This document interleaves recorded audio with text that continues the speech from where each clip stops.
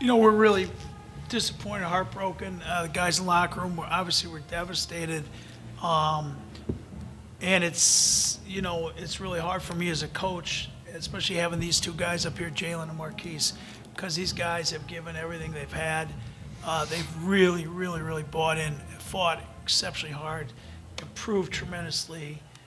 They poured everything they had out on the court, and so we're disappointed. But I thought we really, really competed. I thought we played really well. I think we had VCU on their heels, and we wanted to have some of their, guys that maybe aren't their league scorers have to beat us. And for 32 minutes, they didn't. And, in the last 7 or 8 minutes, they made some big plays.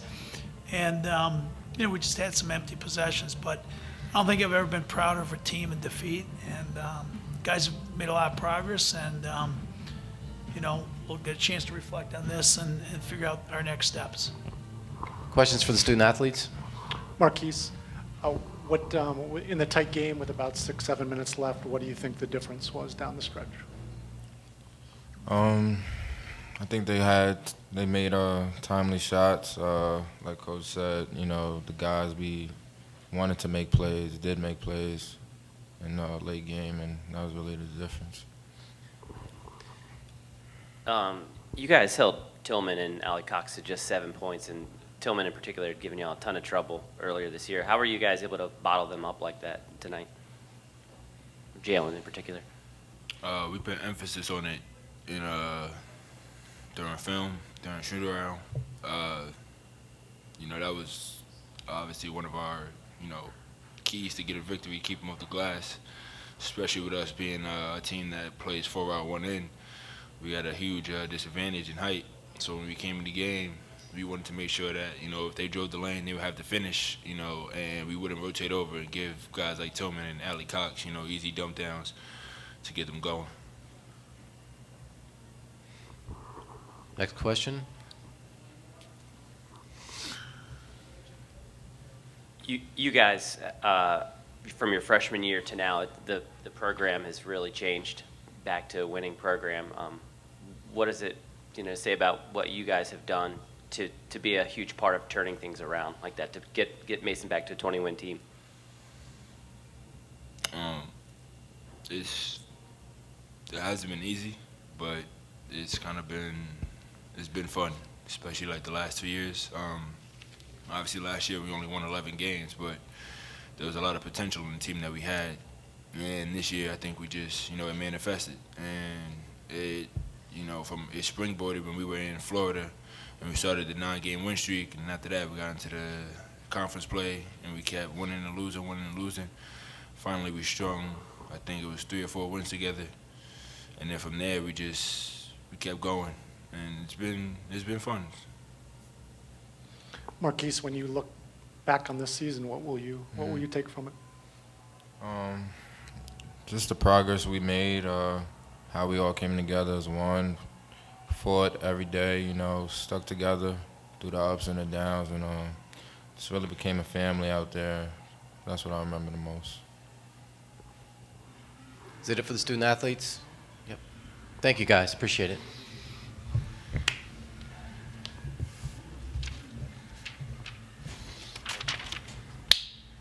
Questions for Coach Paulson? Dave, will you, with such a young group, aside from these two guys, will you try to keep playing this season in one of the secondary tournaments? We're going to evaluate that. We're going to try to not to make an emotional decision right now. Our hope maybe you get an NIT bid. That's going to be a hard thing. We'll evaluate one of those those other tournaments. But I got a little time to reflect on it. Coach, when they were going on their run, what is your thought process about calling a timeout? And do you think you should have called one a little bit earlier? Yeah, well, we only had 2 left because we had to burn 2 in the first half, and I wanted to try to get one after a basket. And we had a couple good looks. Marquise got deep penetration, and I thought maybe he got fouled. Obviously, that wasn't the call, but we had a couple of good trips down, but they came up empty. Hindsight being 2020, yeah, but, we needed, we played the last 2 minutes as we were pressing and trapping without a timeout. So, you'd like to think, even last night, we're in a similar situation that you could get a basket, get a timeout, set your defense, and go on a run. And obviously, it didn't happen that way. Coach, how did you take a like 11-win team, lose a guy like Siobhan, and turn it into a 20-win team with such a young roster like that? What was the big difference this year from last year's team? Well, I think the two guys who are up here, were a big part of that, huge part of it. That's not how they maybe, they came and were recruited by one coach and it changed, and it took a little time for them to figure out who I was and what we wanted to do. And these guys from maybe January last year, Marquise and Jalen really, really bought in and helped lead a really young team. And they played at a really high level. I think Otis Livingston and Jair Greer had really, really good sophomore years. And those guys have played a lot of minutes. And Jair, especially in the conference play, really elevated his game. So, when they're all clicking, we had 4 guys, even though Otis and Jair are only sophomores, they've played a lot of minutes, that have a veteran presence. And then our freshmen grew. They improved. I think this is a group, that practiced hard virtually every single day, was bought in. So I think the buy-in from the guys, was really a key. Saying all that, Dave, how do you look at the immediate future now, stepping forward? I think the future's bright. I think the most important thing is the foundation and the culture that you create. I think we've made tremendous strides in that in terms of how hard we work, our attention to detail, our coachability, things like that. I think we've played. You're going to have 2 sophomores who are going to be juniors next year, and 5 freshmen who played a lot, or at least a decent amount. I think we got a couple good kids that have signed that are having really tremendous senior years. We're going to need, we're going to miss these 2 guys. And there's no question about it. But as your question said, we were worried about replacing Siobhan, and I think you want to build your program, where tradition never graduates. Players graduate, but your tradition never graduates. We saw Daniel get some minutes today. I just want to get your opinion on how you thought he played and kind of what you see from him in the future. Daniel played really well tonight.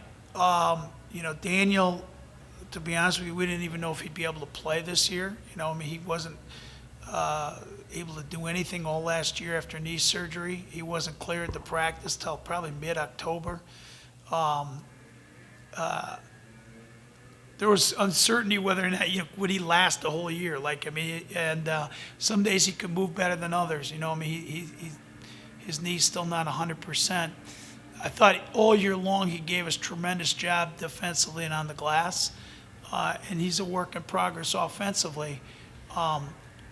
So really, I don't know what his ceiling is, because I don't know what it's going to be like. When he gets a couple weeks off, and he can heal. And then now, what kind of progress can he make? I don't know where he's at in terms of his athletic potential, in terms of how well the knee will continue to recover. Is that it for Coach?